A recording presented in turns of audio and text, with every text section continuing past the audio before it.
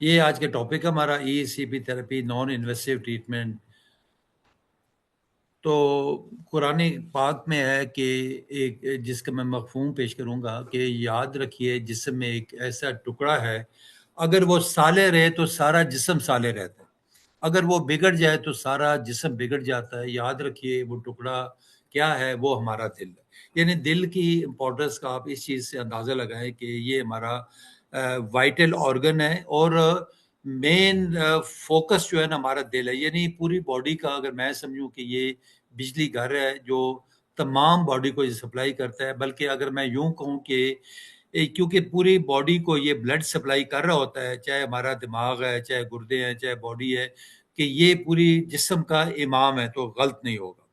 तो सारा डिपेंडेंट इसी के ऊपर। इसमें अगर कोई ब्लॉकेज आ जाती है, वो टुवर्ड्स अगर ब्रेन आ जाए तो वो ब्रेन की न्यूरो की तकलीफ शुरू हो जाएगी। अगर हार्ट के आप ब्लॉकेजेस आ जाएंगी तो ज़ाहिर है एंजाइना, हार्ट अटैक उसके रिलेटेड होगी। अगर वहाँ पे टुवर्ड्स किडनी, अगर वहाँ पे हार्ट की शरेयानें ब्लॉक हो गई हैं तो वो आपको वहाँ पे किडनी डिजीजेज नज़र आएंगी। थोड़ा सा इसका इंट्रो में देता जाऊँ हार्ट का, कि इसका जो वेट है वो 300 ग्राम इन मेल्स होता है और फीमेल्स में 250 ग्राम्स होता है। तो फंक्शन इसके क्या है कि it's beats 72 times per minute, और एक दिन में 24 आवर्स में ये 1 लाख बार ये धड़कता है, और 5 लीटर ब्लड ये हर मिनट में ये पंप करता है, और पूरे 24 आवर में 7600 लीटर्स ब्लड ये पूरी बॉडी में ये सर्कुलेट करता रहता है। और सर्कुलेशन आप सबको पता ही होगी, थोड़ा सा मैं इसको प्रिसाइज करता जाऊँ। ये अगर स्क्रीन पे आप देखें तो ये राइट एट्रियम नज़र आ रहा है। इसके अंदर पूरी बॉडी का ब्लड आपका फ्रॉम द लोअर और from the upper side of the body इसमें राइट एट्रियम में आएगा। राइट एट्रियम से राइट वेंट्रिकल में जाएगा थ्रू ट्राइकस्पिड वेल्व। यहाँ से फिर ये पल्मोनिक वेल्व के जरिए सर्कुलेशन इसकी लंग्स में चली जाएगी।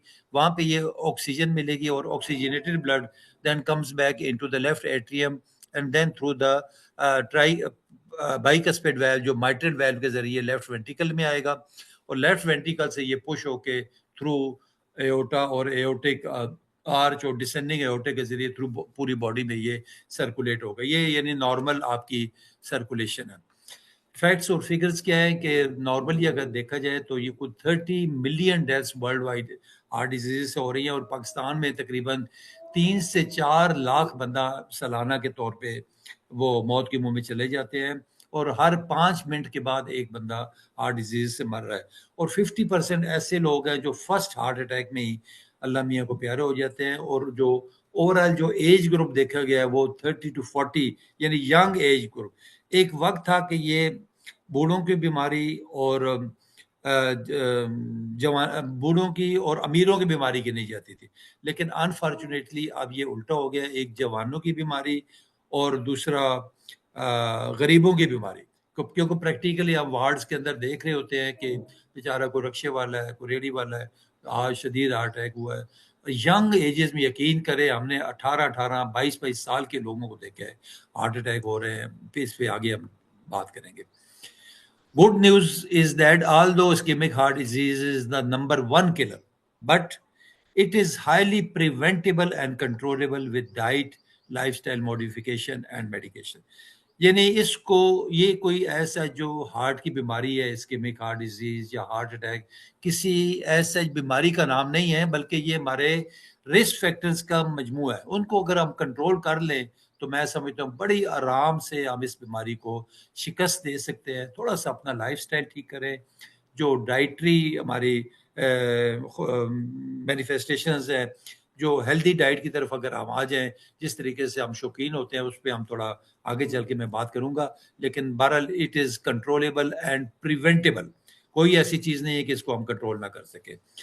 चैलेंजेस इन रिस्क फैक्टर्स क्या है कि कुछ हमारे पास मॉडिफाइबल रिस्क फैक्टर्स है, कुछ नॉन मॉडिफाइबल रिस्क फैक्टर्स है। मॉडिफाइबल रिस्क फैक्टर्स में डाइटरी हैबिट्स है। डाइटरी हैबिट्स में देखें सबसे ज़रूरी चीज़ अगर देखें हम तो ये जो मैं आपको अपने 32-33 साल एज ए कार्डियोलॉजी की प्रैक्टिस का मैं आपको निचोड़ बता रहा हूँ कि जो मेन रिस्क फैक्टर है और main cause of cardiac disease है वो हमारी डाइट है।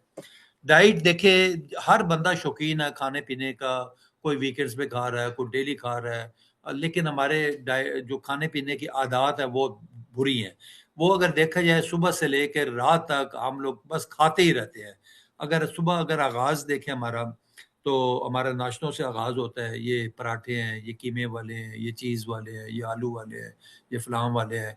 जो सब्जियाँ बची होंगी वो भी पराठों में डाल के हम लोग वो देसी घी लगा के सुबह बड़े मज़े से एन्जॉय कर रहे होते हैं।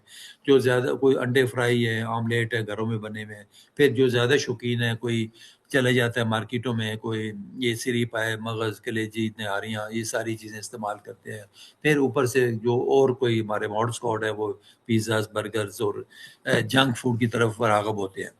तो ये सारी दोपहर को देखिए, हमारे घरों में देखिए, हमारी जो बीबियाँ, हमारी बहनें, हमारी बीवियाँ जो घरों में बना रही होती हैं, उसके अंदर हर खाने में हमारा ऑयल की, चाहे वो आलू पालक बनाएँ, तो चाहे वो सब्ज़ी बनाएँ, गोश्त बनाएँ, चिकन बनाएँ, कोई भी चीज़ बन रही है, उसमें हमने हर किस्म के घी, ऑयल, वो ब्रांड आपको पता ही है, कोई डालडा है, कोई तल्लो है, कश्मीर है, सूफ़ी है, फलाँ है, ढिमकान है, दुनिया जान के घी। और रात को आ जाएँ तो फिर हमारे घरों में वही गरे खाने, वही ऑयल घी। फिर कई दफ़ा रात को पार्टीज़ में हम लोग चले जाते हैं, फंक्शंस में चले जाते हैं, फार्मा के ये जो सेमिनार्स में चले जाएँ, बर्थडे पार्टीज़ पे, शादी किसी भी चले जाएँ, आपको वो जो खाने मिलेंगे, यकीन करें वो जो डिशेज़ होती है वो नक्को-नक को कहते हैं, भरी होती है आपकी ऑयल की। लोग ये समझते हैं शायद ये हमारा सिंबल ऑफ रिच है कि जितना ज़्यादा घी और जितना ज़्यादा ऑयल डाला जाए मैस कि वो पता नहीं कोई बहुत ज़बरदस्त खाने बन जाते हैं। हालाँकि देखिए, खानों में इसका कोई ज़ायके में इसका कोई रोल नहीं है। रात को देखें तो हमारे खानों में जो कढ़ाइयाँ खाते हैं, ये फलाँ भट कढ़ाई है, तो फलाँ शिनवारी है। इन्होंने बेड़े गर्क कर दिए हमारे, मतलब। और मैं समझता हूँ कि ये हार्ट डिज़ीज़ बढ़ने की एक सबसे बड़ी वजह ये आपके ये दुम्बे और ये जो स्पेशली हमारे जो केपीके के हज़रात हैं और बलूचिस्तान से जो हमारे डॉक्टर साहिबान सुन रहे हैं, ज़रा काइंडली आप इस पे ज़रा स्पेशली तवज्जो कीजिएगा कि ये हमारे जो शिनवारी और ये जो है ना, ये उसी जो दुम्बे की जो लाट होती है ना, जिसको हम डल कहते हैं अपनी ज़बान में, या वो चर्बी, उसी में वो आपके बनाते हैं ये कढ़ाइयाँ और ये कबाब। और ये तख्त भाई के बड़े मशहूर हैं पेशावर में, देखा जाए उधर। इसी तरह ये लोग जितने भी शिनवारी हैं, वो उसी वक़्त उस कढ़ाई को देखें बुखारी साहब कि अगर आप 10 मिनट के लिए वैसे आप रखें अपनी आँखों के सामने, तो वो आपकी कढ़ाई आपकी आँखों के सामने जम जाती है। तो क्या जब हम वो खाएँगे तो क्या हमारे अंदर जाके नहीं जमेगी? बिल्कुल 100% जमेगी जाके। इसी तरह घरों में देखें जहाँ पे हमारी बीबियाँ खाने बनाती हैं, चूल्हे के पीछे अगर गौर करें तो आपकी दीवार सारी काली स्याह हुई होती है। वो क्या होता है, ये ऑयल और घी इवेपोरेट होके सारा ये ऊपर ही दीवारों के ऊपर आपका जाके जम जाता है। फिर अगर आप एग्ज़ॉस्ट फैन और सीलिंग फैन पे निगाह डालें, तो वो काले स्याह हुए होते हैं। वो कैसे होते हैं? वो ये आपका ऑयल और घी इवेपोरेट होके सारा जाके स्टिक कर जाता है वहाँ पे। तो ये देखिए, जब जम जाता है तो ये हमारे अंदर भी इसी तरह ही जमता है। यकीन जाने, मैं यहाँ इस्लामाबाद बैठा हूँ तो मेरे पास केपीके से बेतहाशा लोग आते हैं, क्वाड से आते हैं, हंगू से आते हैं, औरंगज़ेई एजेंसी से आते हैं, नौशहरा से। और मतलब कोई जगह ऐसी नहीं जहाँ से ना आते हैं, और यंग लोग आते हैं।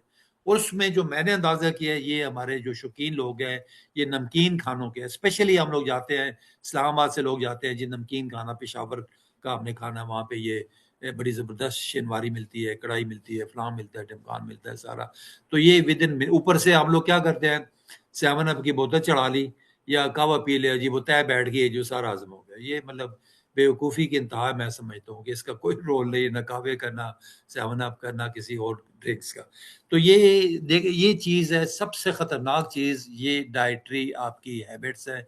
इसको हमने, इसमें जो सबसे इम्पोर्टेंट चीज़ है मेरे प्यारे डॉक्टरों, ये देखिए, जो आज के जो मैं समझता हूँ जो मेन थीम है, वो जो मेन क्रक्स ऑफ द वो है, वो आपका ऑयल और घी है।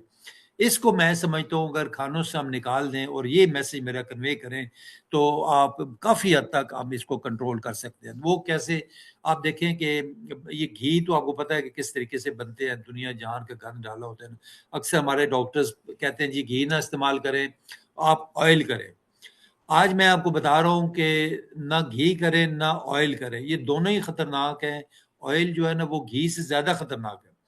आप अगर गौर करें इन डब्बों के ऊपर, कोई भी डब्बा है, उसको कोई ब्रांड उठा लें, इवन बड़े-बड़े फैंसी आपको मिलेंगे, कैन ओलिव वाले और ऑलिव ऑयल, फलाना, ऊपर लिखा होता है refined cooking oil. Refined cooking oil का मतलब है कि इसमें केमिकल डाल के प्रोसेस किया गया। तो ज़ाहिर है जो प्रोसेस कर दिया गया तो उसमें उसका क्या रोल है? इसमें अगर फ़ायदा होता है तो वो जो मिल मालिकान हैं उनको होता है। डॉक्टर्स तो मैं समझता हूँ कि हम लोग पैसे दे के बीमारी खरीद रहे हैं, दूसरे लफ्ज़ों में। ये इंतहाई ख़तरनाक है, इन दोनों चीज़ों को घर से फिर अक्सर हमारे पास जो पेशेंट आते हैं, जो ख़वातीन आती हैं, डॉक्टर साहब फिर ऐसी खाना किस तरह बनाएँ? आप तो कहते हैं ये घी और ऑयल ना इस्तेमाल करें। देखिए, खाना बंदा क्यों खाता है? ज़िंदा रहने के लिए खाता है और आपकी बॉडी की रिक्वायरमेंट के मुताबिक होना चाहिए। हम लोग ये ओवर ईटिंग करते हैं, शादी-ब्याह में देखिए प्लेटें हम लोगों ने वो पहाड़ बनाए होते हैं, दुनिया जहान के पता नहीं शायद ज़िंदगी का शायद ये आखिरी खाना हमें शायद मिलेगा नहीं। तो वो देखिए हमारे तो मज़हब में भी है, हमारे रसूल पाक सल्लल्लाहु अलैहि वसल्लम ने भी फरमाया है कि हमेशा भूख रख के खाएँ। इतना खाएँ जो बॉडी की ज़रूरत है। फिर उन्होंने ये फरमाया कि ये अपने स्टमक को 3 हिस्सों में डिवाइड करें। एक हिस्सा खुराक के लिए, एक पानी के लिए और एक हवा के लिए रखें। वो अलग बात है कि हमारे साथ एक हमारे दोस्त मियाँ साहब होते थे, वो कहते थे कि डॉक्टर साहब रहने दें हवा को, हवा अपनी जगह खुद बनाएगी, हमें खाना खाने दें। तो इस तरह के भी लोग हमारे मौजूद हैं जो तो ये ऑयल और घी की मैं बात करूँगा। फिर इसी तरह मौला अली अलैहिस्सलाम का भी कौल है कि बहुत ज़्यादा पेट भर के मत खाएँ। इससे तरह-तरह की आपकी मैदे की और दिल की बीमारियाँ लगने का खतरा है। आज से देखें 1400 साल पहले उन्होंने वर ये फरमाया कि ये इससे हार्ट की और बीमारियाँ लगेंगी। तो आजकल देखें कि हार्ट की बीमारियाँ बहुत ज़्यादा मतलब आजकल कॉमन हो गई हैं और जिस तरह आप देख रहे हैं प्रैक्टिकल लाइफ में यंग यंग एज की डेथ्स हो रही होती है। तो इसी तरह एक मकूला है किसी अंग्रेज़ का कि eat your diet as a medicine, otherwise you have to take medicine as a food. तो वो देखिए अपनी जो खुराक है उसको दवाई समझ के खाएँ। वरना फिर आपको आपकी जो दवाइयाँ हैं वो खुराक समझ के खानी पड़ेगी। और हम देख रहे हैं प्रैक्टिकल लोग 14-14, 15-15 गोलियाँ रोज़ की खा रहे होते हैं। तो और वो किसी को देखे ना हार्ट अटैक हुआ हुआ है, शुगर है, ब्लड प्रेशर है, आर्थराइटिस है, थायराइड है, क्या-क्या है। तो वो सारी चीज़ें चल रही होती हैं। तो इसमें बस जो इन शॉर्ट डाइट के हवाले से वो खाने के मैं बता रहा था कि ख़वातीन कहती हैं किस तरह बनाएँ। देखिए, खाना बंदा ज़िंदा रहने के लिए खाता है। आप सब्ज़ी बनाएँ, दाल बनाएँ, चिकन बनाएँ, गोश्त कोई भी चीज़ बनानी है उसको पहले गला लें आप। जिस तरह हम बॉयल करते हैं, यखनी बनाते हैं।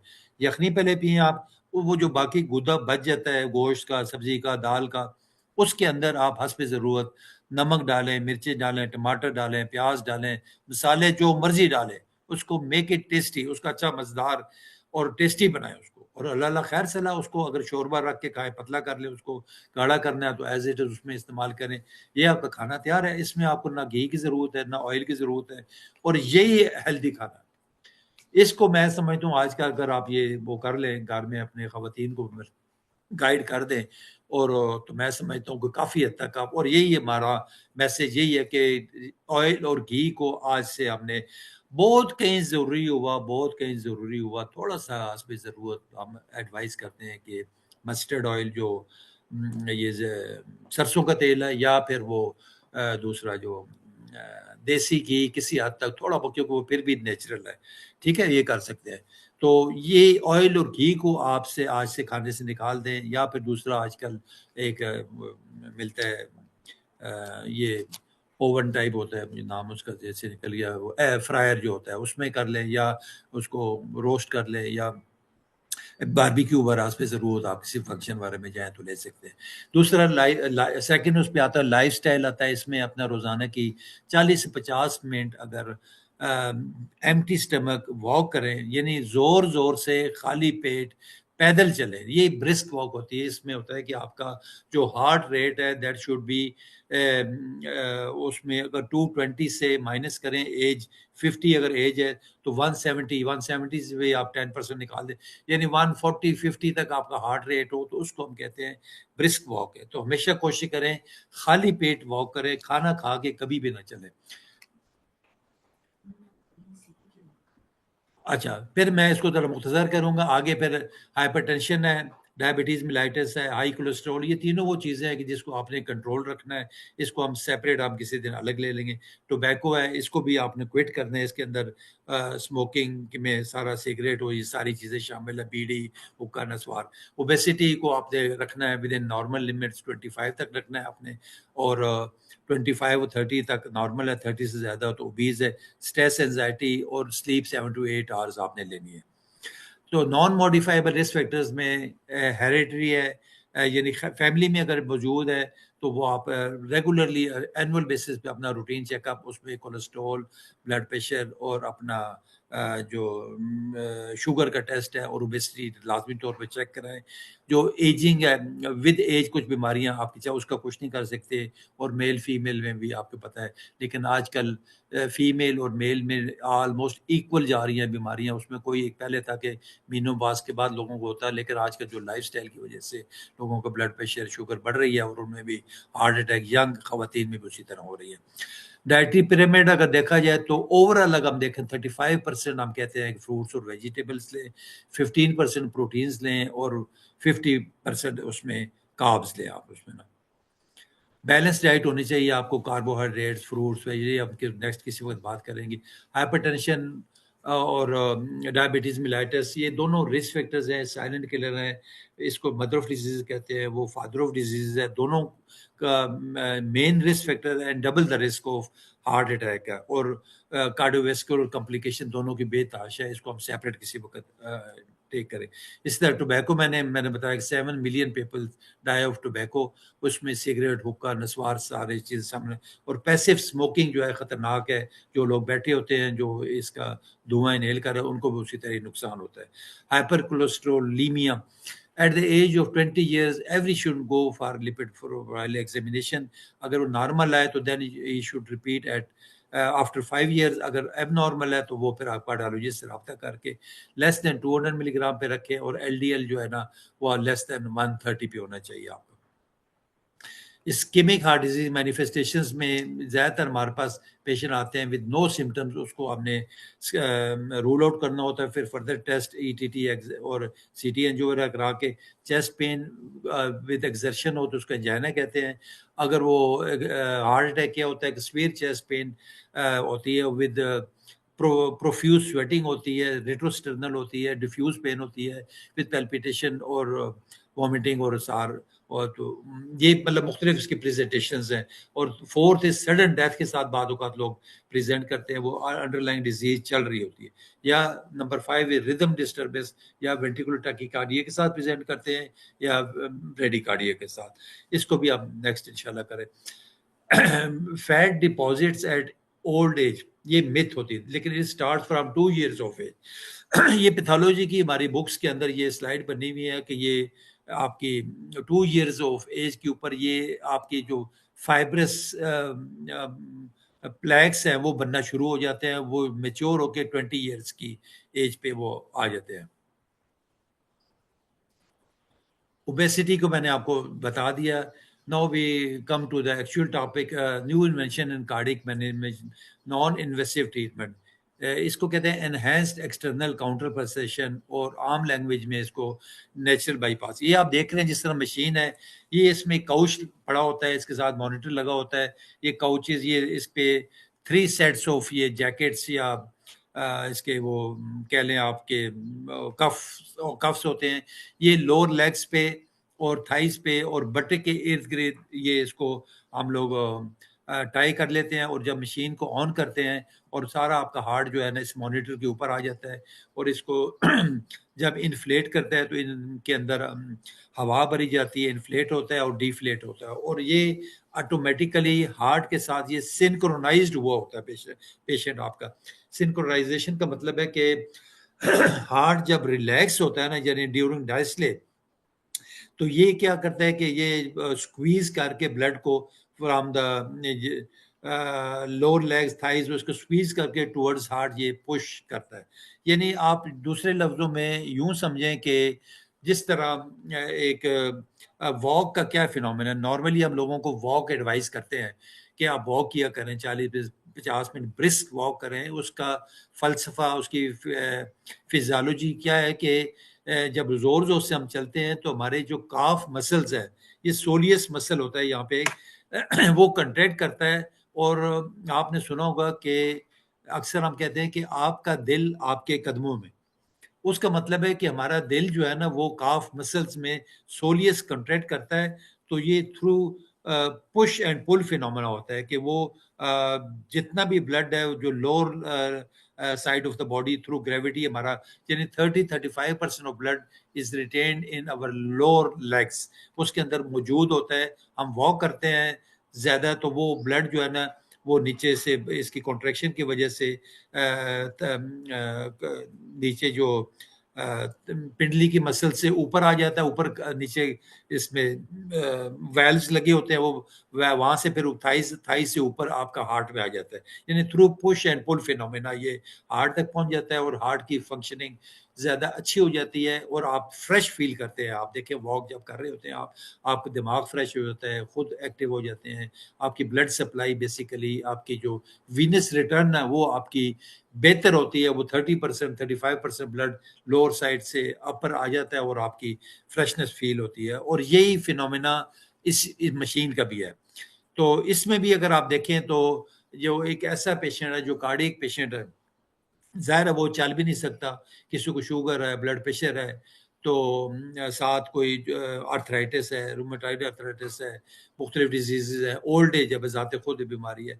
तो उस कंडीशन में हम जब कफ्स लगाते हैं, ये जब इन्फ्लेट करते हैं तो वो डिफ्लेट होते हैं, तो इस दौरान ब्लड जो है ना पूरी बॉडी से, लोअर लेग्स से, थाई से और बटक वाले एरिया से पुश करके टुवर्ड्स हार्ट ये फेंकता है। और इस दौरान कुछ आपकी बॉडी के जो ब्लॉक्ड आर्टरीज होती है उसमें कुछ हार्मोन्स, कुछ केमिकल रिलीज होते हैं तो और वो टुवर्ड्स हार्ट वो पुश और राइट हार्ट में आ जाता है, राइट एट्रियम, राइट वेंट्रिकल में आ जाता है। और उससे क्या होता है कि डॉक्टर साहब के आपकी जो है ना शरेयाने जो आपकी ब्लॉक्ड है, से अगर हमारे पास एक ट्रिपल वेसल डिजीज का पेशेंट है, उसकी 90% या 85% आर्टरी ब्लॉक्ड है, तो इसका क्या मतलब है कि 85% या 90% ब्लॉकेज का मतलब है कि ओनली 10% या 15% blood is passing through that LAD या लेफ्ट सर्कमफ्लेक्स या आरसीए में से गुजर रहा है। लेकिन जब ये 35% नीचे से ब्लड लोअर साइड से टुवर्ड्स आता है तो ये 35% extra blood also passes through that arteries. वो आरसीए लेफ्ट सर्कमफ्लेक्स ब्लॉक है या एलएडी ब्लॉक्ड है, यहाँ से सिर्फ 10% मतलब ब्लड जा रहा था। यानी बेसिकली देखिए वहां पे there is a mark difference between the blood supply and demand. Supply कितना हो रहा है, 10 हो रहा है, डिमांड कितनी है, 100 आप, यानी डेफिसिट 85 का आ रहा है आपका डिफरेंस है। वो उससे वो डिफरेंस कम करने के लिए आपकी ये ईसीपी मशीन जो है ना, ये ब्लड 35% नीचे से पुश एंड पुल करके टुवर्ड्स हार्ट बढ़ाता है और इसके दिल की परफॉर्मेंस अच्छी हो जाती है। और जब ये ब्लड सप्लाई बढ़ती है और उसी शरीयानों में से, उसी आर्टरी में से गुजरती है, क्योंकि आर्टरीज हमारी स्ट्रेच करती हैं, उधर से 35% एक्स्ट्रा ब्लड जाता है। उससे आपके सिम्टम्स आस्ता आस्ता जब वो नरिश होता है, ब्लड मिलता है, ब्लड के अंदर ऑक्सीजन भी शामिल है, उसमें न्यूट्रिएंट्स भी होते हैं, और वो सारे आपके आस्ता आस्ता जो जो वक्त गुजरता है, ये डेली 1 आवर सेशन हमने करना होता है फॉर 35 डेज। तो डेली बेसिस पे जब ये ब्लड आपका 1 घंटा मुसलसल मशीन सप्लाई कर रही होती है, मरीज के सिम्टम अल्हम्दुलिल्लाह आस्ता आस्ता वो कम होना शुरू हो जाते हैं और विद इन अ वीक वो एंजाइना पेशेंट खत्म हो जाते हैं उनके। जो एंजाइना मतलब इवन वो हार्ट अटैक के बाद भी हो सकता है, और वो स्टंटिंग के बाद भी एंजाइना लोगों को, post PCI angina, post cabbage angina, और ओल्ड एज के साथ भी जो एंजाइना चल रहा होता है लोगों को, वो सारी चीजें खत्म हो जाती है। दर्जनों के हिसाब से यकीन करें डॉक्टर साहब हमने यहाँ पे पेशेंट देखे हैं। और ये थोड़ी सी मैं आपकी ECB therapy is non invasive FDA approved outpatient treatment for chronic stable angina patients, angina after heart attack, post cabbage, PCI angina, heart failure patient, dilated cardiomyopathy patients, sexual weakness के patient, जो erectile dysfunction के patient होते हैं, उनमें भी बड़ा जबरदस्त ये काम करता है, हार्ट फेलियर के पेशेंट में। यानी डॉक्टर साहब ये प्रैक्टिकली हम यहाँ पे देख रहे हैं। मेरे पास ऑल ओवर पाकिस्तान क्या, ऑल ओवर वर्ल्ड पेशेंट हमारे पास आ रहे हैं, यूके से आ रहे हैं, बेल्जियम से आ रहे हैं, साउथ अफ्रीका से आ रहे हैं, यूएस से आ रहे हैं, ये दुबई, सऊदी अरेबिया, यहाँ से लोग आ रहे हैं। यकीन करें कि इतने ड्रास्टिक रिजल्ट्स हैं कि मैं खुद बाद औक़ात हैरान परेशान। स्पेशली हमारे पास ये जो हार्ट फेलियर, एंजाइना और ये कार्डियोमायोपैथी के पेशेंट्स आ रहे हैं और बेतहाशा अच्छे रिजल्ट्स हैं इसके। तो इसकी अगर इन्वेंशन के हवाले से बात की जाए तो more than 200 research papers have been published. ये एक ये clinical trials have been published in peer-reviewed journal showed that 90% of angina chest pain patient benefited and prevent surgery।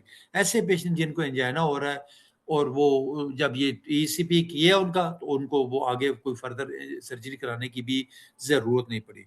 कई पेशेंट हमारे पास आए हैं, कैबेज के बाद आए हैं, स्टंट लगवाने के बाद आए हैं, डॉक्टर साहब फिर मेरी वही हालत हो गई है। वो दोबारा गए, जब किसी इंस्टीट्यूट में गए, उन्होंने कहा जी आपकी दोबारा हम एंजियोग्राफी करेंगे और हो सकता है दोबारा आपका बाईपास वी विल रीडू और रीओपन। मेरे पास कई पेशेंट, हमारे पास डाटा पड़ा हुआ उनका, मैं आपसे वो शेयर भी कर लूँगा किसी वक़्त। उनकी जब हमने वो 1-2 पेशेंट तो ऐसे आए, वो पेमिस में एडमिट थे, इसी तरह मुख्तलिफ अस्पतालों से भाग के आ गए हमारे पास। हमने उनकी ईसीपी की और जैसे ही सेशन शुरू हुए उनका वो एंजाइना फ़ारग, कई साल हो गए लोग हमारे पास आ रहे हैं और चल रहे हैं। 1994 में FDA approved ECP therapy after conducting randomized controlled trials in multi-center. Hence, this was published in Lancet. Lancet में published हुए। 1999 में अमेरिकन इंश्योरेंस कंपनी को ऑथराइज, मेडिकेयर को ऑथराइज किया गया कि वो इस ECP थेरेपी का इलाज थ्रू इंश्योरेंस कंपनीज वो कर सकते हैं। और 2002 में American college of cardiology, American Heart association ने इसको अप्रूवल दिया और 2006 में यूरोपियन कॉलेज और चाइनीज कॉलेज ऑफ कार्डियोलॉजी ने भी इसको सर्टिफाइड किया और अप्रूव किया गया। एक स्टडीज एंड ट्रायल में एक बड़ी ट्रायल है 1996 से ये 2000 तक, ये 5 इयर्स ट्रायल ये किया गया। इसमें बड़ी ट्रायल में क्या हुआ कि आफ्टर 5 इयर्स का डाटा किया गया। उसमें जो एंजियोप्लास्टी की पेशेंट, बाईपास के पेशेंट और ईसीपी तीनों का ट्रायल किया गया 5 इयर्स तक जो है ना। तो जो एंजियोप्लास्टी के पेशेंट थे वो 14% उनकी विद इन 5 इयर्स डेथ हो गई, 14%। बाईपास के जो 12% हुए और ईसीपी की भी 12% विद इन 5 इयर्स। और उसमें देखिए ये एंजियोप्लास्टी और बाईपास के आपको पता है कि इन्वेसिव प्रोसीजर्स हैं और ECP non invasive non surgical procedure है। और after with in 5 years heart attack कितने एंजियोप्लास्टी के लोगों का तकरीबन 8% हुआ और बाईपास का और ईसीपी का जो है ना वो 9% लोगों को री इन्फार्क्ट हुआ, ये बरी ट्रायल के मुताबिक। पब्लिकेशंस इसके अंदर डॉक्टर साहब बरी ट्रायल 1996 की और 2000 तक हुआ। फिर एग्जिबिट 7 है ECP in the treatment of chronic angina पे long term follow up outcome from international and enhanced counter patient registered UK. फिर publication in circulation journal of the American Heart Association 2010 and ECP improves peripheral circulation. इसकी कौन कौन से patients इसके लिए eligible होते हैं या कौन से ऐसे मरीज हैं जिनकी हम ये ईईसीपी थेरेपी कर सकते हैं? वो स्पेशली इसमें क्रोनिक जो स्टेबल एंजाइना पेशेंट्स आते हैं, फर्स्ट स्टेज के अंदर आ जाते हैं या इवन वो बाईपास और एंजियोप्लास्टी के बाद या हार्ट अटैक के बाद भी आते हैं। हार्ट ब्लॉकेजेस, यानी हार्ट ब्लॉकेजेस मतलब है कि वो इवन एंजाइना के हो सकते हैं, हार्ट अटैक के हो सकते हैं और even single vessel disease, 2 vessel disease या ट्रिपल वेसल डिजीज के पेशेंट जो हमारे पास मुख्तलिफ कंडीशंस में विद एंजाइना आ रहे होते हैं वो उनकी सेटल डाउन कर देता है। Those patient reluctant to go for cabbage और पीस, ऐसे पेशेंट भी हमारे पास आते हैं जो ओल्ड एज होते हैं, उनकी ट्रिपल वेसल डिजीज होती है, उनको बाईपास रिकमेंड हुआ होता है और वो कहते हैं यार हमने नहीं कराना, या एंजियोप्लास्टी या स्टंट हमने नहीं डलवाने, हमें डर रहे होते हैं। कई दफ़ा कोई फाइनेंशियल इश्यूज की वजह से मसाइल होते हैं, कुछ उसके बाकी जो उसके रिस्क फैक्टर से डर रहे हो, किसी को शुगर है, ब्लड प्रेशर है, सीकेडी है और बाकी मल्टी ऑर्गन डिजीज होती हैं, तो वो लोग नहीं करवाते तो हमारे पास आते हैं तो अल्हम्दुलिल्लाह वो लोग सेटल डाउन हो जाते हैं। ऐसे पेशेंट्स विद लो ईएफ यानी हार्ट फेलियर के पेशेंट, ईएफ 20% से लेके 30, 35, 40% तक अगर है तो वो उनकी जो हार्ट फेलियर की ट्रीटमेंट ECP 35 सेशन लेने के बाद वो उनमें इम्प्रूवमेंट आ जाती है। ना सिर्फ EF बेहतर हो सकती है, बल्कि उनकी जो ओवरऑल जो परफॉर्मेंस है, उनके जो सिम्टम्स हैं, वो भी काफ़ी हद तक ख़त्म हो जाते हैं या रिड्यूस हो जाते हैं। और ऐसे पेशेंट्स जो अनफिट होते हैं या high risk for cabbage PCI जो होते हैं, उनके जो उनके लिए भी इंतहाई ये सूदमंद और फ़ायदेमंद है। और ऐसे पेशेंट जो high blood pressure, high cholesterol या डायबिटिक पेशेंट्स होते हैं, वो लोग भी मतलब इसके लिए फ़ायदेमंद हो सकते हैं। और patients with erectile dysfunction, sexual weakness के पेशेंट, क्योंकि देखिए ओवरऑल आपकी ब्लड सप्लाई एनहेंस होनी है। 30 to 35% ब्लड सप्लाई आपकी एनहेंस होनी है। उससे आपका एंजाइना भी बेहतर हो जाएगा, आपका हार्ट फेलियर भी बेहतर हो जाएगा, आपका जब किडनी डिजीज के पेशेंट है वो बेहतर हो जाएंगे, आपके इरेक्टाइल डिसफंक्शन के पेशेंट बेहतर हो जाएंगे, और ओवरऑल आपकी परफॉर्मेंस बॉडी की इंतहाई ज़बरदस्त हो जाती है। आप बूस्ट अप हो जाते हैं, आपकी इम्यूनिटी बेहतर हो जाती है। और खासकर जो ओल्ड एज के पेशेंट्स हैं, जो मल्टीपल रिस्क के साथ 70+, 80+ हमारे पास लोग आ रहे होते हैं। कई दफ़े ऐसे पेशेंट भी डॉक्टर साहब हमारे पास आते हैं जिनको कोई भी नहीं है, जस्ट फिटनेस के पर्पस पॉइंट से हमारे पास ओल्ड एज में, या जिनके शुगर ब्लड प्रेशर, वो लोग आ जाते हैं, वो करवाते हैं। और तो और मैंने अपनी भी ECP थेरेपी करवाई हुई है, और यकीन करें कुछ ना होने के बावजूद भी मैं मतलब जब फारूक होकर करता था, बंदा रिलैक्स हो जाता है। देखिए आपको टाइम उस तरह का नहीं मिलता कि आप अपनी प्रॉपर वो वॉक कर सके, ग्राउंड में जा सके, या जिस तरह हम लोगों को एडवाइस करते हैं उस तरह का मुमकिन नहीं होता। तो वो फिर आप कम से कम 1 घंटे की आपकी ये एक ज़बरदस्त किस्म की एक कार्डियो एक्सरसाइज हो जाती है, आपकी ब्लड सप्लाई एनहांस हो जाती है, और आप एक फ्रेश और एनर्जेटिक और यंग फील करते हैं। कोई भी अगर किसी को अगर बाईपास एंजियोप्लास्टी का कहा जाए, तो कम से कम उसका सेकंड ओपिनियन लाजमी ले, क्योंकि देखिए आजकल कमर्शियलिज्म हो गया है। बड़े हम तो यहाँ शहर के अंदर बैठे हुए हैं लोग, गलत लोगों को बाज़ औकात, मैं सबका नहीं कह रहा, बाज़ हमारे डॉक्टर्स जो जूनियर्स ऐसे होते हैं, गलत लोगों को स्टंट डाले जा रहे हैं, मतलब इंडिकेटेड नहीं होते। तो लाजमी तौर पे एक सेकंड ओपिनियन आपको लेना चाहिए, थर्ड ओपिनियन लेना चाहिए, ना सिर्फ मरीज को डरा धमका के तो आप उसमें अभी पिछले दिनों, मैं किसी का नाम नहीं लूँगा, लेकिन मेरे जानने वाले एक मेडिकल स्पेशलिस्ट है, यहाँ किसी हॉस्पिटल में काम करते हैं, वहाँ पे एक कार्डियोलॉजिस्ट साहब को बुलाया जाता है कि वो उन्होंने एंजियोग्राफी की किसी पेशेंट की, तो वो उसमें उन्होंने जब की तो उसमें ऑलमोस्ट वो 20-30% तक उसका ब्लॉकेज निकला। तो उसमें उन्होंने स्टंट डाल दिया। तो वो मेरा जो दोस्त वहाँ पे था, उसने फिजिशियन हालाँकि वो, तो उसने वो डॉक्टर साहब से पूछा कि डॉक्टर साहब आपने ये क्या किया? ये तो नॉर्मल था 20, 30, 40, बल्कि हम लोग कहते हैं 70% तक आपकी कोई no need of any stent, और आप लाइफ़स्टाइल मॉडिफिकेशन और उसके अपना बहुत हुआ था, अगर एंजाइना हो रहा है तो मेडिकेशन ले लें। तो आपने क्यों डाल दिया? तो डॉक्टर साहब का जवाब था कि मैंने प्रिवेंशन के तौर पे डाल दिया। भाई ये कौन सी प्रिवेंशन है कि आप स्टंट डाल के मरीज को आप प्रिवेंट कर रहे हैं। बहरहाल एक सोच है हर बंदे की अपनी, मैं कुछ नहीं कह सकता इसमें। ये देखें एक बिफोर ECP ट्रीटमेंट, ये देखें ब्लड सप्लाई ना होने की वजह से damage heart muscles due to heart disease है सारा।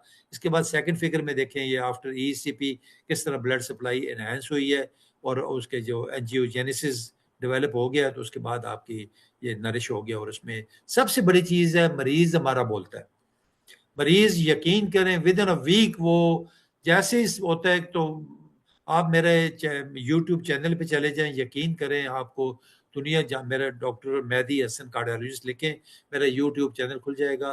और दूसरा मेरा टिकटॉक के ऊपर भी मैं मेरे बेतहाशा रिव्यूज़ हैं लोगों के, पेशेंट्स के, heart disease awareness, prevention, diagnosis और मैनेजमेंट के हवाले से मैंने ये चैनल्स अपने में रन करता हूँ। और मेरा मकसद सिर्फ लोगों को अवेयरनेस देना है और अच्छी बातें शेयर करना है हर लिहाज से।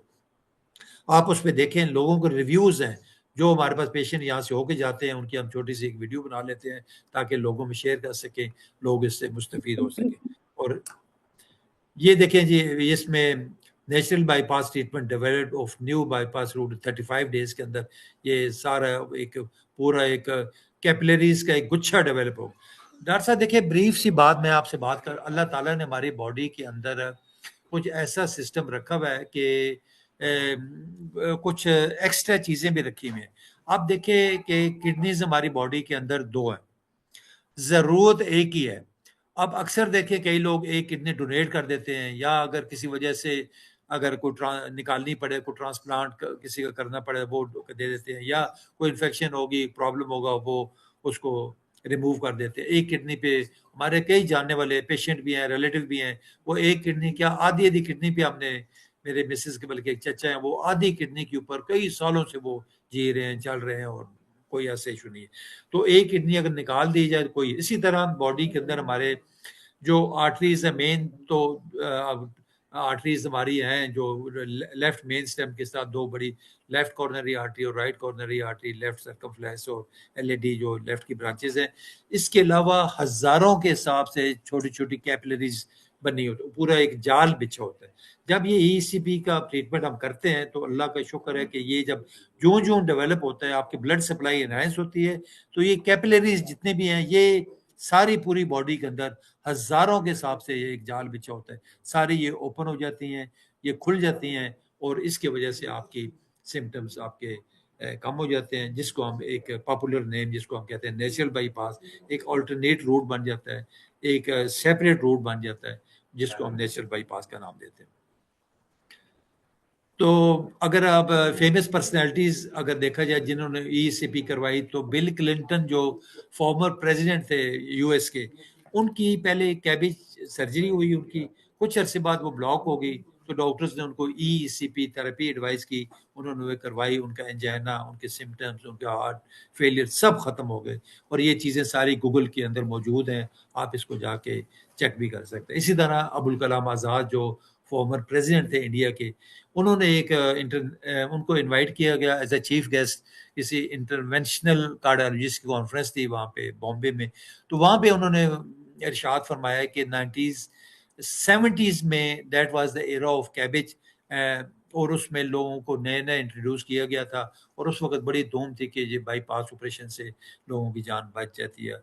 और उसके बाद 1980s के अंदर देयर वाज बैलून एंजियोप्लास्टी के जरिए, प्रेशर के जरिए वो को दिया जाता था, और 1990 के अंदर स्टंट्स इंट्रोड्यूस किए गए, और उसमें स्टंट डाल के लोगों को, उसके बाद उन्होंने अब्दुल कलाम आज़ाद साहब ने बताया कि now it's 21st century we are embracing new invasive treatment for heart blockages, particularly ECP therapy. उन्होंने कहा जी now it's the time for non-invasive non-surgical treatment for heart blocked arteries, which is nothing but that is EECP therapy, enhanced external counterpulsation. तो बाकी overall awareness के हवाले से,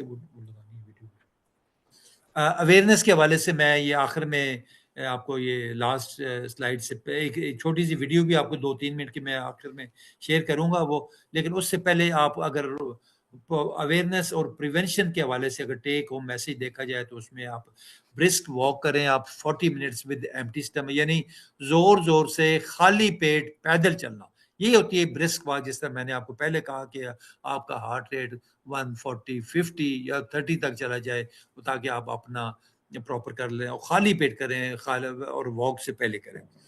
फिर healthy diet लें। Healthy diet का मतलब है कि आप फ्रेश फ्रूट्स वेजिटेबल्स ज़्यादा करें, सैलड ज़्यादा लें, सब्जियां ज़्यादा खाएं, और उसमें आप थोड़ा बहुत अपना हस्बे ज़रूरत गोश्त इस्तेमाल कर सकते हैं। सब्जी बनी हुई 2-4 बोटियां आप गोश्त की डाल लें, चिकन डाल लें, और जितने भी खाने आप इस्तेमाल करें कोशिश करें इसको विदाउट ऑयल और विदाउट घी।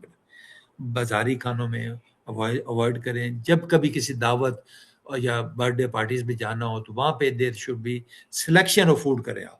अगर 14 डिशें पड़ी हुई हैं बुखारी साहब, तो हमारे ऊपर फ़र्ज़ नहीं है कि हमने सारी 14 के 14 खानी है आपने। उसमें देखें आपके लिए क्या चीज़ फ़ायदेमंद है और कौन सी अच्छी है, उसमें देखिए आपके लिए सैलड ले लें, चटनियाँ पड़ी होती हैं, खुश चपाती थोड़ी-सी ले लें, उबले हुए चावल ले लें, और बारबेक्यू थोड़ा बहुत उस पे ज़रूरत आप इस्तेमाल करें, और देखें इतना लें जितनी आपकी बॉडी की रिक्वायरमेंट, ओवर ईटिंग मत करें। फिर साथ जो स्मोकिंग है, टोबैको है, उसको अवॉइड करें। उसके अंदर जितनी भी ये सिगरेट है, हुक्का है, बीड़ी है, सिगार है, ये ई सिगरेट और वेप, इस सब चीज़ों से अवॉइड करें। और इससे बढ़ के you should know your number. हर बंदे को अपना ब्लड प्रेशर, अपना शुगर लेवल और कोलेस्ट्रॉल लेवल और BMI लेवल, ये सब पता होने चाहिए। अगर किसी ने नहीं करवाया तो लाज़मी, तो कोई मुश्किल काम नहीं है ये, हर चीज़ मतलब किसी को तकलीफ़ नहीं भी है तो वो भी लाज़मी चेक कराए, क्योंकि हम लोग जब तक कोई तकलीफ़ ना हो उस वक़्त तक हम डॉक्टर के पास नहीं जाते, मशवरा नहीं करते। तो काइंडली ये सारी चीज़ें करें। ये छोटी-सी पोएम अवेयरनेस और प्रिवेंशन के हवाले से आखिर में मैं पेश करना चाहूँगा। कम खाना, वॉक और वर्जिश को मामूल बनाना, बीपी कोलेस्ट्रॉल घटाना, सिगरेट को मत हाथ लगाना, सेहत का ये दस्तूर सुहाना, देखो यारो भूल ना जाना, कम वाह। खाना। बहुत शुक्रिया, बहुत शुक्रिया, थैंक यू वेरी तो मच। ये ऐसा है राजा साहब कि तुम्हारा दिल मेरे दिल के बराबर हो नहीं सकता। आपने शेर सुनाया तो मैं भी सुना जी दूं। जी जी, जरूर, वेलकम, तुम्हारा दिल इरशाद मेरे इरशाद। दिल के बराबर हो नहीं सकता, वो शीशा हो नहीं सकता, ये पत्थर हो नहीं सकता। साहब, अच्छा। क्या बात है, क्या बात। अच्छा, ब्यूटीफुल इसी खुशी ब्यूटीफुल में, नहीं नहीं नहीं, प्रेजेंटेशन। वो आप वीडियो दिखाना चाहेंगे? जी, मैं 2-3 मिनट की वीडियो है ये, इसकी ईसीपी के हवाले से ही है, इन्फॉर्मेटिव है। मैं कह रहा हूँ ये भी आपसे मैं शेयर कर लूँ ज़रा। ज़रा जरूर बस इसको जरूर। सुन के तो मेरी तरफ से मतलब फिर आपको होगा, फिर नहीं नहीं आपको ही। नहीं नहीं, ठीक है, फिर क्वेश्चन आंसर का सेशन जी, जी, करेंगे। ज़रूर, ज़रूर, मैं हाज़िर हूँ मैं। बस इसको ठीक है ज़रा फिर रफीक हाँ, ये कनानी साहब, बिल्कुल बिल्कुल, मैं ये जरा वीडियो देखने दें, क्योंकि मैं खुद भी चाहता था कि वीडियो देखूं कि कैसे ये वो करते जी, हैं। जी, जी। Do you know, today the top 10 diseases account for the highest statistics of deaths? These include heart disease, stroke, diabetes, hypertension, and more. Many people with these diseases have poor blood flow.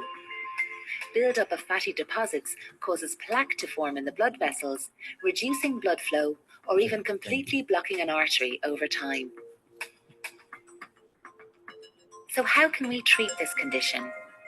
Current common treatments to help reinstate blood flow are invasive and have a long recovery process.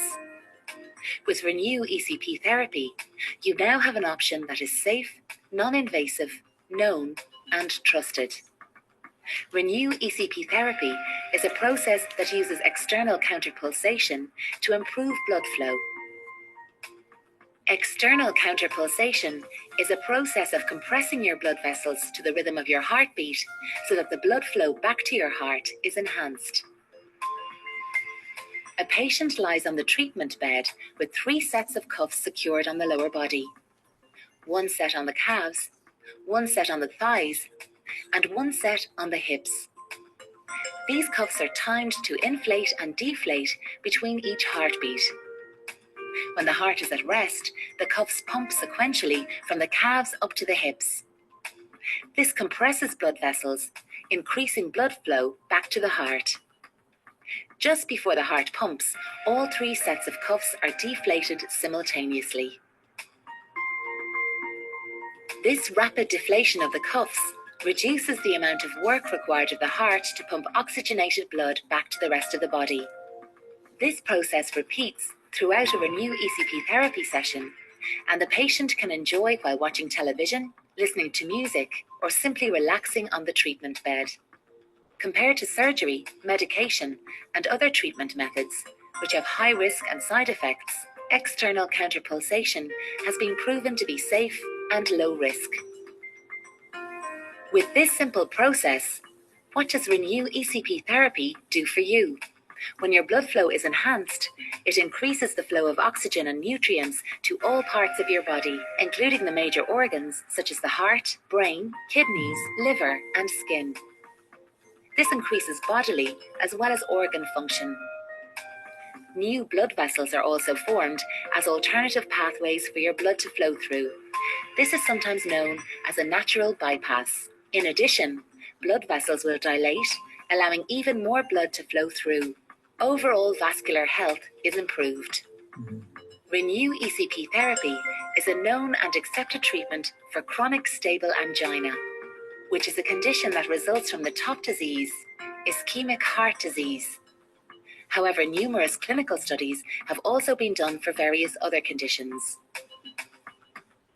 With regular Renew ECP therapy sessions, you can experience positive effects that can last for years. Patients have experienced sustained improvement in their overall quality of life. as one of the simplest and safest treatment methods, Renew ECP therapy can be beneficial for many people.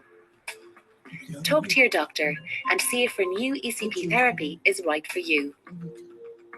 To find out more about Renew ECP therapy, please visit renewgroupecp.com.